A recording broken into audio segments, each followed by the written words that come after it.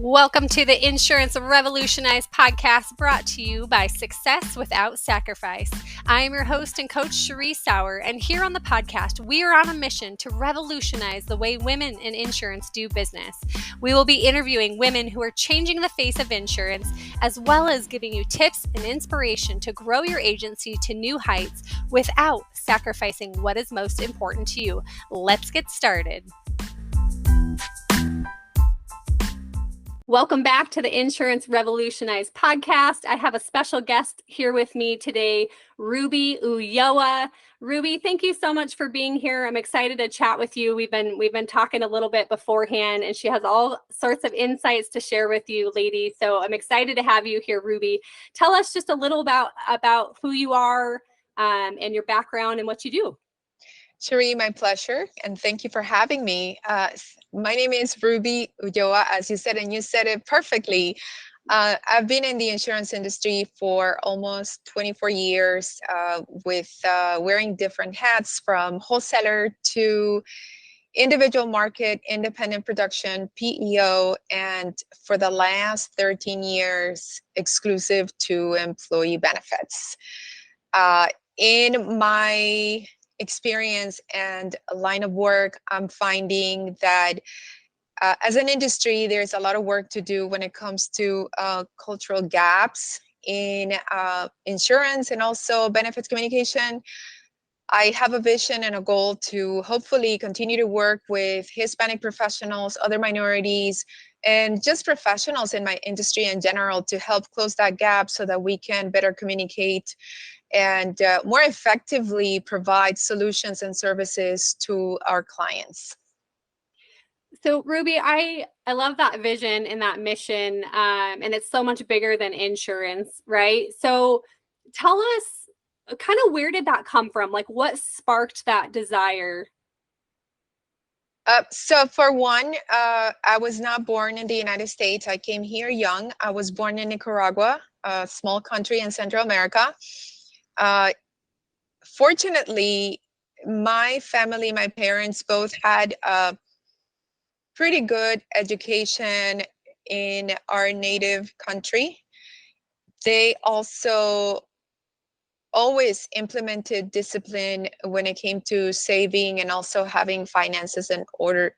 Even as young as that was, they would make us save money, and then we kind of had to earn certain things, right? So when we came to the United States, when we came to America, I saw how, my father had more of an advantage than other parents in my community, in my Hispanic community, because he was more familiar with things like insurance, planning for the future, having life insurance, savings, retirement planning, and those things.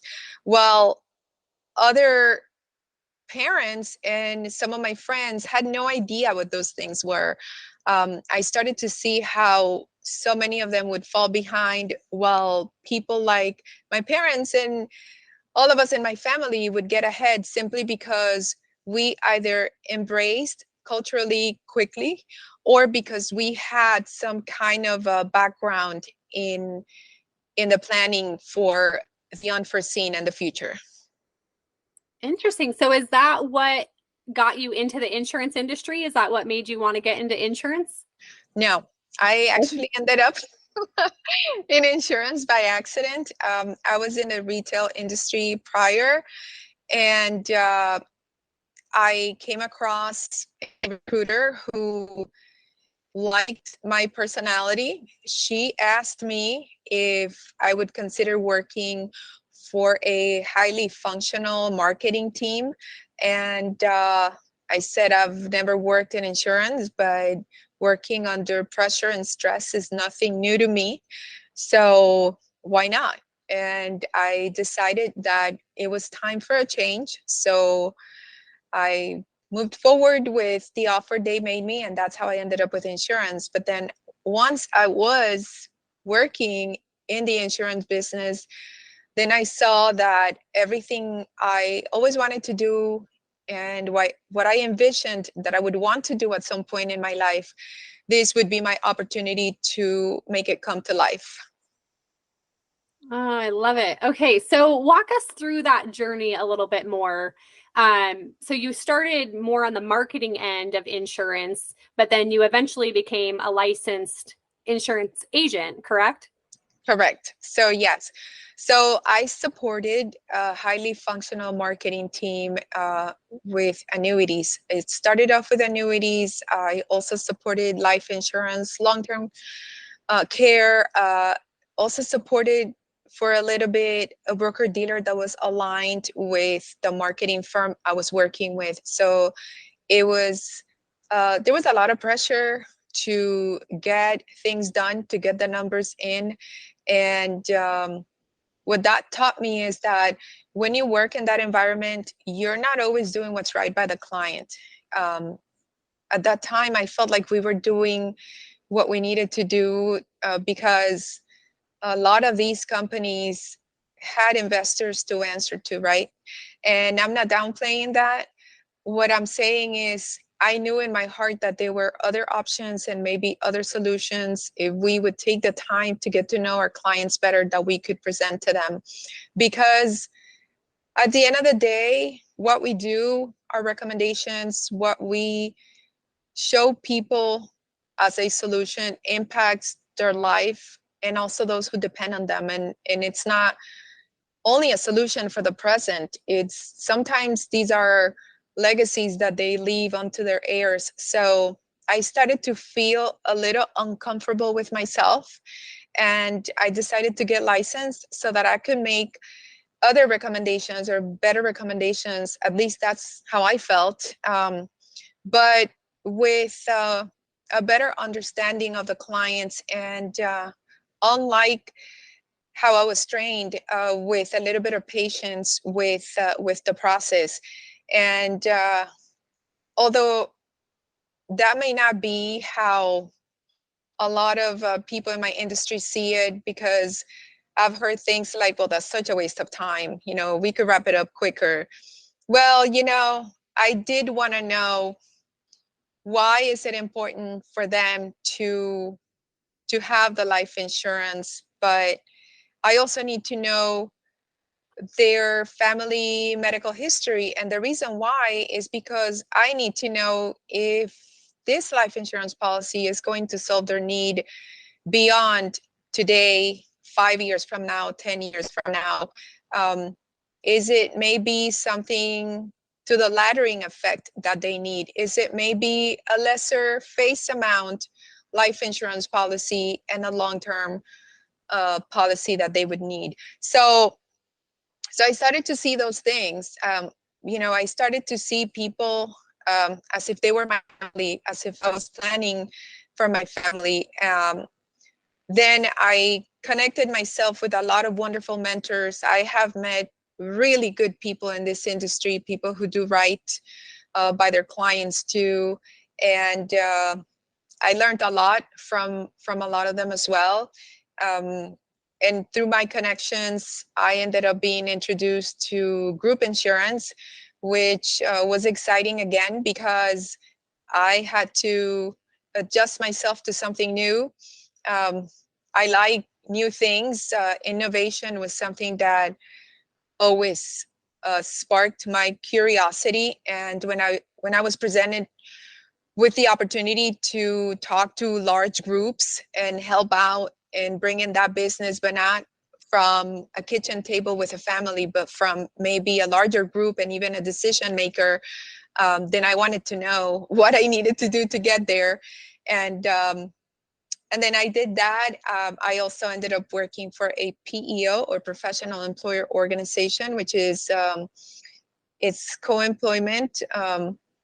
It's a service that will provide employer solutions on a type of service lease, employee leasing type of setting. They're not all a one size fits all again, but PEOs do solve a lot of problems. Uh, I decided to go on my own after that due to personal reasons. I stepped back. My own father went through um, an extremely hard battle with cancer, and but I knew in my heart that he had done all the planning that he could have done when he was younger, so that if something like that ever occurred, my mother in that case and the rest of the family wouldn't suffer the consequences of the financial devastation that comes with a disease like cancer. So that gave me even more energy and desire to continue on. And through working with employee benefits, I saw myself and I saw my father in a lot of the faces that would sit across from me, trusting that I was making the right recommendations for them. I love that. So really shifted from becoming money focused and productive focused, right? And your kind of an original start in insurance to being people and like value focused.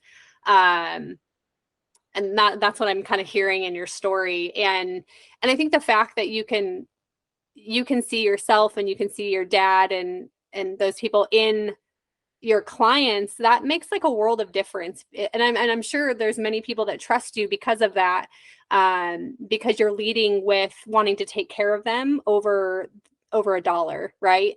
And a lot of times I think as business owners, we can get really focused on the dollar and the money and make fear-based decisions. And when in reality, like when you can keep your focus on people and values, it pays off in the end in multiple dividends. Would you agree with that? Absolutely. And we all want to make money. This is Right. my Yes, livelihood. absolutely. Right. But that does not mean that we forget that we're still dealing with people, with human beings who need our help, and they're counting on us. And you said a keyword, trust.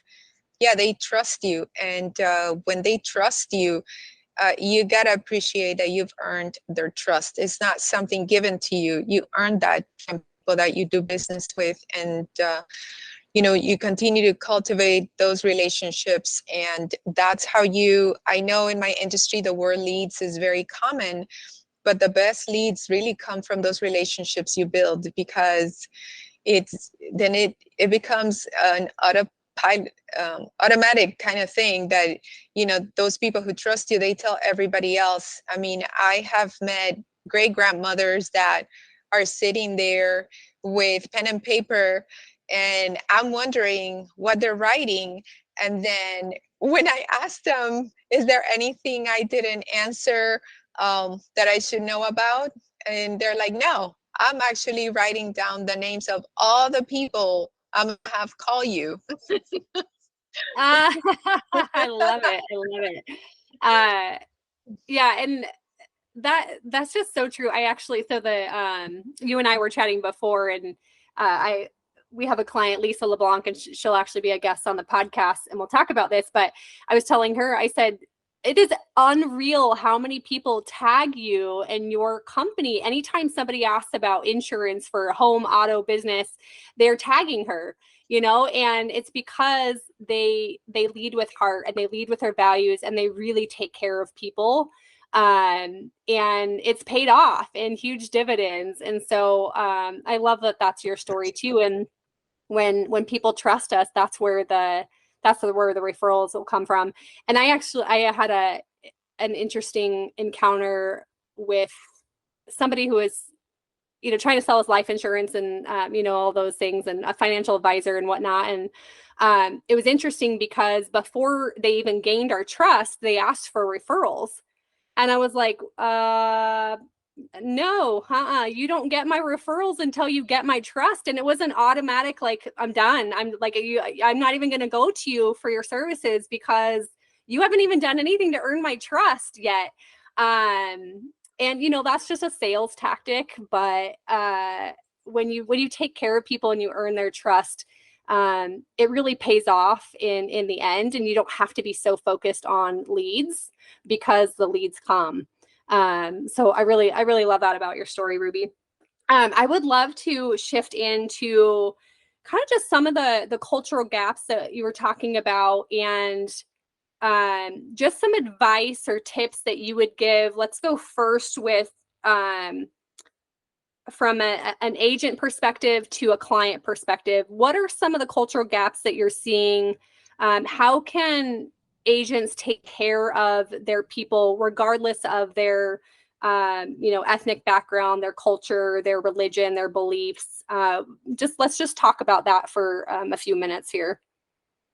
So, and I like that you said regardless, because although a lot of times we think of cultural gaps as Hispanics or other groups or minorities, there are cultural differences amongst Caucasians as well. In my experience, like I said, doing benefits in so many different states, I mean, I've worked from working with coal miners in Kentucky to people that are born in San Rafael, Northern California, right? And, the cultural differences are big, are large. I mean, I could go on and on with a list of that. But when it comes to our insurance industry and benefits, it's not just one group, it's not just one ethnicity. And like you said, it's not just sexual orientation or faith. So there are other things inside groups that make us different. So thinking that translating, so for example, for Hispanics, translating a brochure to Spanish does not take care of the problem. If we don't fully understand things like what I said before, as Hispanics, we like to do things in groups, collectively, right? It's in our nature. So it's important that if we're going to be talking insurance or benefits to a family, for example, we include everybody in that family. If we're going to be doing that at the workplace, it's important not to have those one-on-one meetings, because a lot of Hispanics, whether it's because of a language barrier or not, they get intimidated when it's a one-on-one type of setting. So maybe scheduling a group meeting would be more effective. That's one of the biggest differences as well. Also, our socioeconomic backgrounds. There are so many differences between people's understandings of things like a Roth IRA, a Roth 401k versus a traditional one.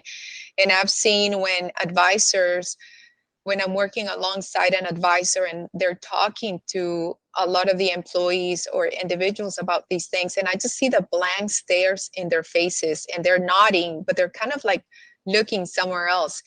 And I think that as an advisor, the advisor needs to be more receptive or perceptive of that reaction, and not just have them sign up for something that they don't even know what they're doing, writing them with a brochure. If you have any questions, here it is. Take the time, step back and ask the question, do you understand what we're doing here? Is this something that you feel comfortable continuing to do?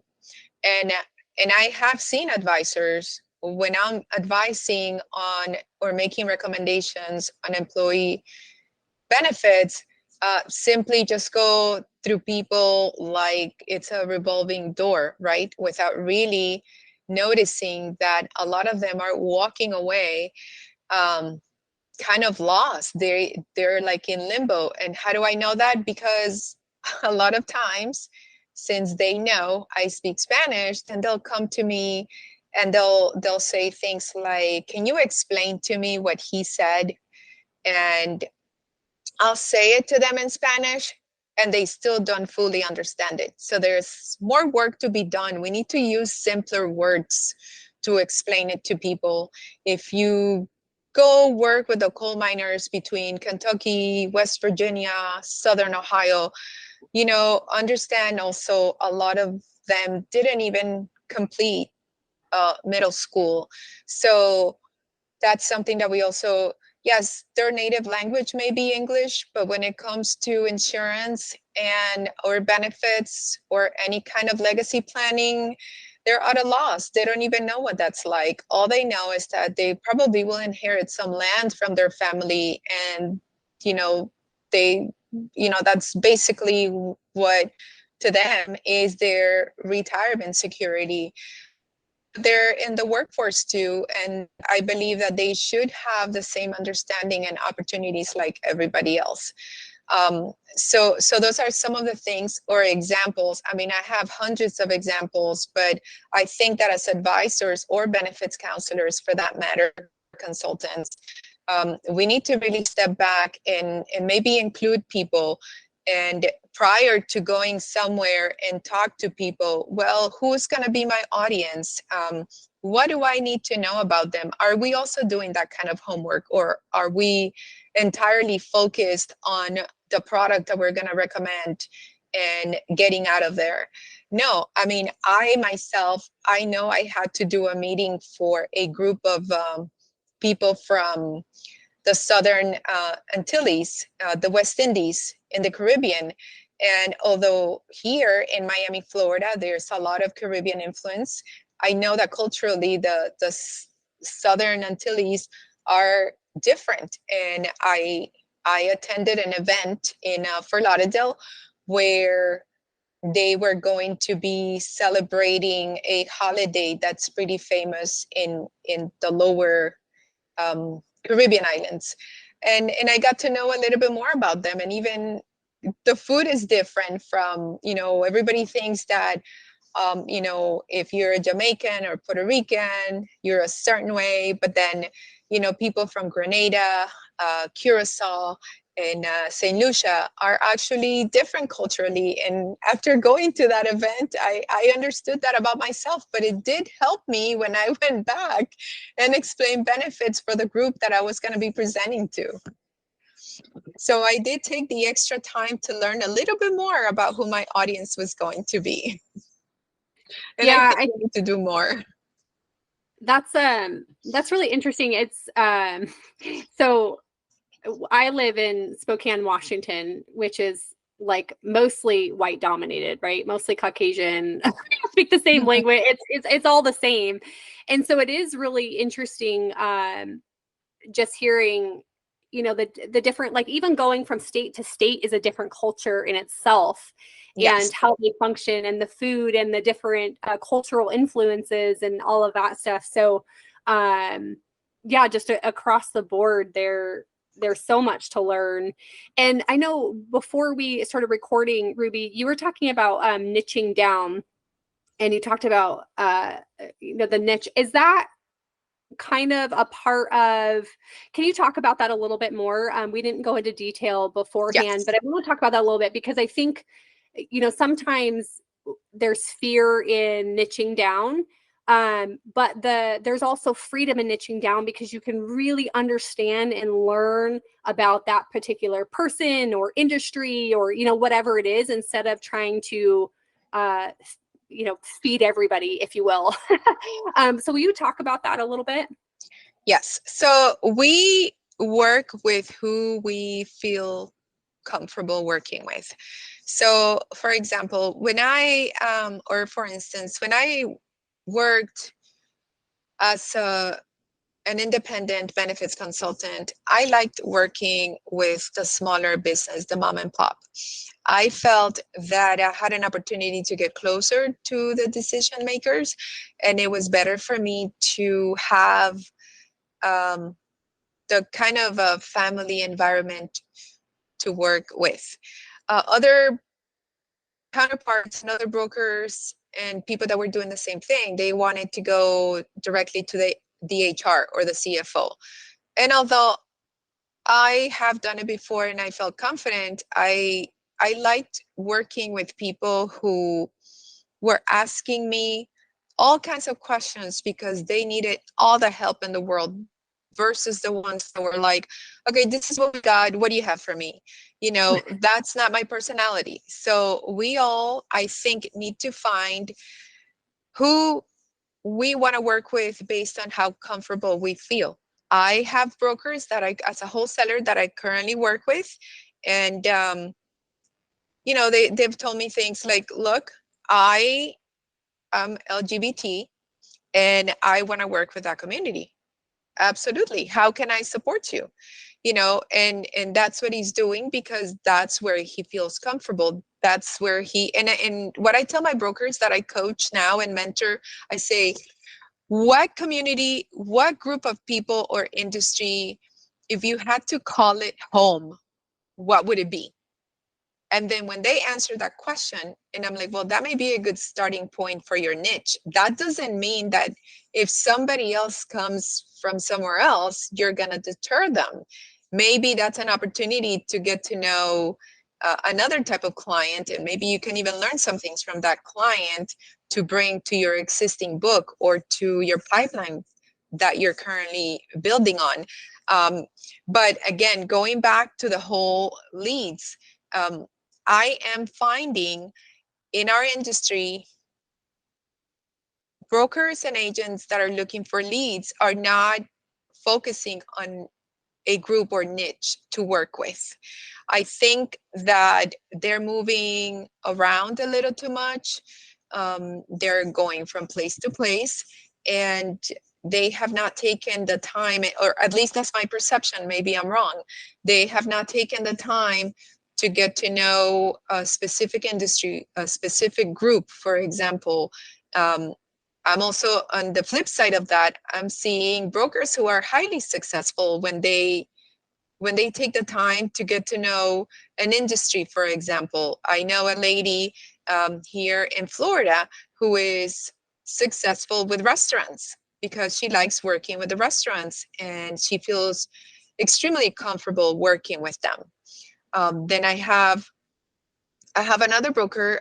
It's a couple, a same-sex couple who are my brokers, and they are comfortable working with the aerospace engineering companies. And when they told me that's their niche, I'm like, okay, yeah, you understand their language. Because I remember that when I was in production, one time I came across an engineering company, and when I went in to do and implement their benefits, they had a lingo I didn't understand. And I was talking to them about it. So in their case, they identify themselves and they completely understand each other when they go out there and talk to these engineers or aerospace engineers for that matter. So that's just one example. So they're not really chasing or trying to find the next lead. They're cultivating relationships. And like I said before, sometimes it's okay to ask for referrals, but when you solve a problem and bring solutions to their needs and nurture, build, and continue strengthening that relationship, they're going to tell other people about you because businesses know other people. Parents know other parents. Families know other families. And that's your lead source. Challenge yourself to get out of your comfort zone and go learn something new about someone else. You may surprise yourself and they may turn out to be your best niche ever. I love it. That's such great advice. As we wrap up here, I do want to touch a little bit on, so we touched about, kind of on how to nurture clients who have different cultures and backgrounds and things like that. How do you see this affects it in the workplace, especially since you work in employee benefits and HR is a piece of that. What are some things that either you're seeing or some tips that you maybe have in regards to the workplace and just the gap that's missing and how that can be filled? So, for example, in my industry, there are faith-based insurance solutions.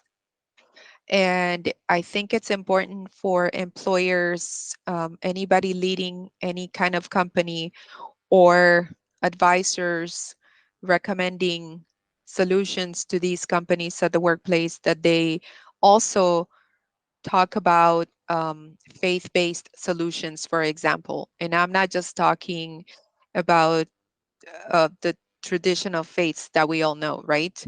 There are a lot more. Um, there are spaces and things for people who believe in other things, much different from what traditionally we are used to. And bringing those solutions to the workplace is important. Um, Understanding that not everybody is going to be accepting of what's being presented to them is important. And it's important to have maybe a contact or someone to help you for that specific individual. You may need to carve out certain things with your benefits package, or you may need to have an outlet for that. There are, I mean, there are a number of things. Currently, employees are not leaving their employer because of a higher salary, but because of benefits. Things like pet insurance, it's important. And do not undermine that for some people, for our younger generations. I'm the parent of a Gen Z, I'm a Gen X. And I do understand how important a pet is for the younger generation and how they view those pets. Yeah, we love their dogs and we liked playing with them. But, for our younger generations, for our kids, for some millennials, it's important and it's crucial that they feel also as if they're parenting per se their pet. And sometimes the workplace, they really don't have anything in place for that. It's important to understand how benefits and insurance directly ties into mental health, because when people don't have the proper planning or the same competitive opportunities in place, it's stressful, and then they start to feel anxiety, and then their mental health is also affected by it. um, so keeping a list of those things in mind is important. Yeah, that's it's interesting that you said pet insurance because that's not where my brain even went. But it is they're especially people who don't have kids, their pets are their children. They are Yes. their kids.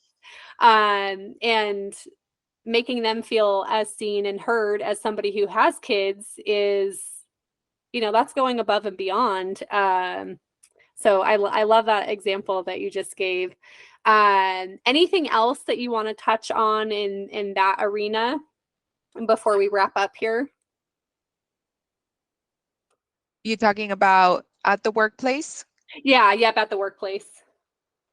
Yes. So working, I think that from the insurance industry, we can take the time to understand also that inside those companies, a lot of human resources, managers, directors, CFOs who are from different backgrounds, in many cases, highly educated.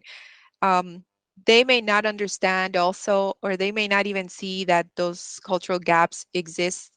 And it's really up to us to bring it up to their attention and also educate them on that. Just bring them the information. Sometimes they don't like to hear the word educating because they're like, are you educating me? But no, it's just simply bringing information so that, so that they can have happier employees, more efficient, and a more efficient business and company, and less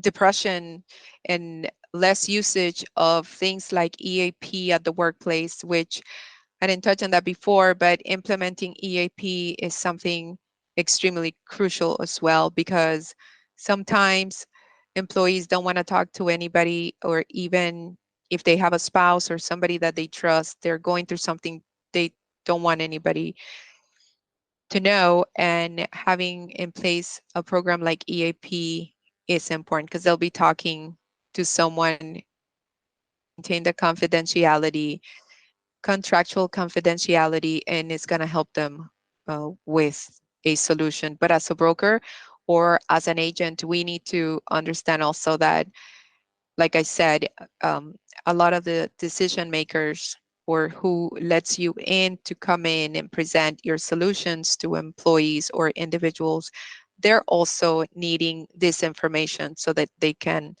let us do a better job. And for people like myself, for those boomers in the industry that are retiring, or Gen Xers like myself that have been in the industry longer than 20 years, let's go out there and mentor and coach more of the younger generation advisors and insurance agents so that we can continue to service our communities and beyond, um, the way they deserve.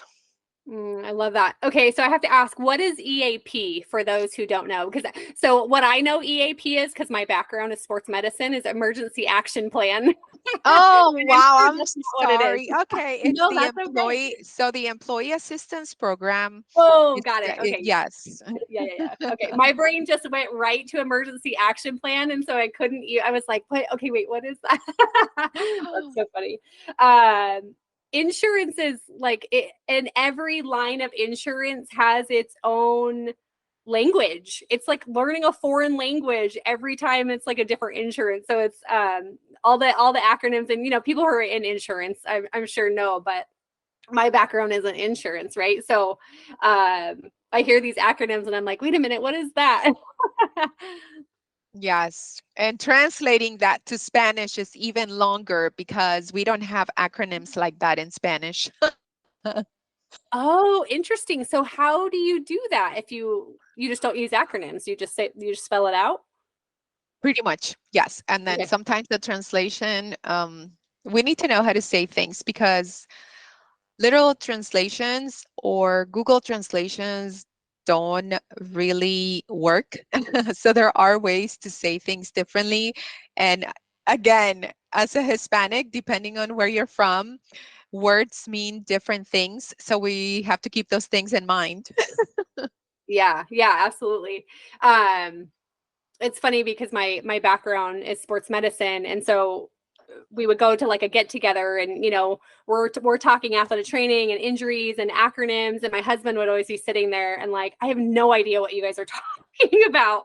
And you when you get in the industry long enough, you just kind of like assume that people know all the things, and so I'm learning a lot, and it's Yes. yeah it's just it's really interesting, but also I think just comes back to that education, and not just assuming people know what you're talking about, right? Exactly.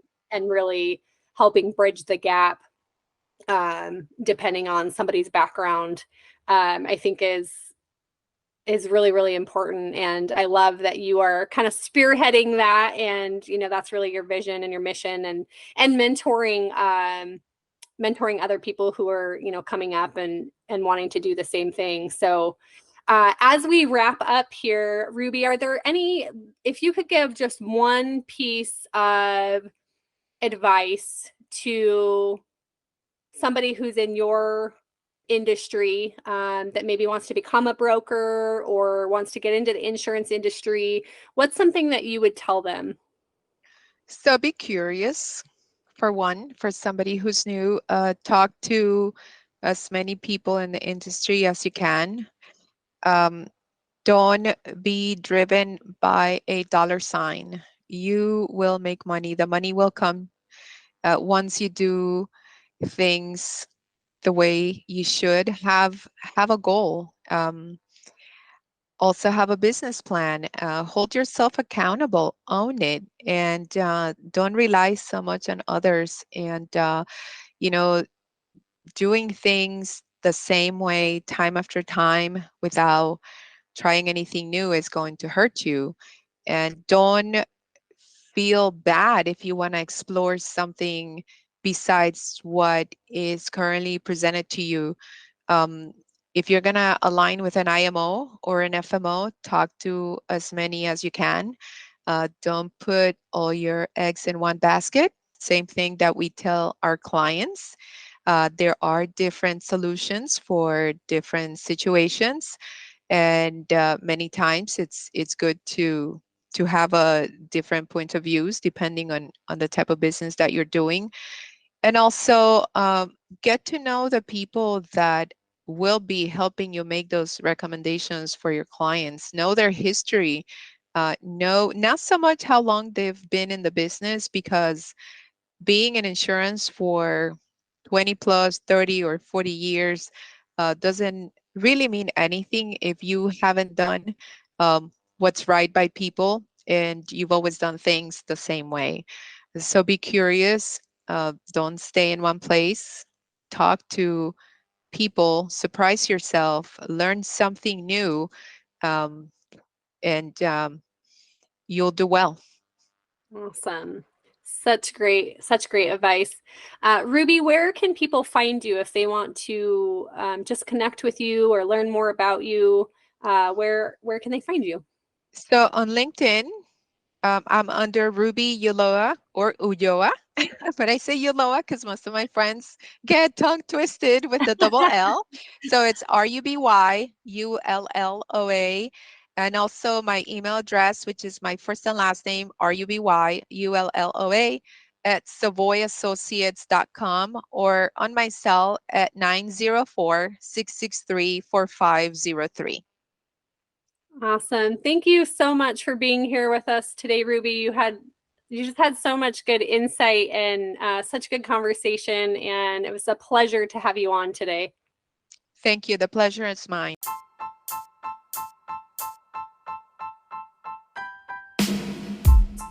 Thank you so much for listening to the Insurance Revolutionized podcast today. We know there is a lot on your plate, so it means the world to us that you stopped in to give us a listen. We hope you will join us each week as we dive into topics such as mindset, goal setting, productivity, self-care, and so much more. We want to inspire more women to have success without sacrificing what is most important to them, and we need your help. If this podcast has inspired you, would you do us a favor? Would you take a minute to leave us a rating and a review or share with your friends? Let's change the face of insurance for women. Until next time.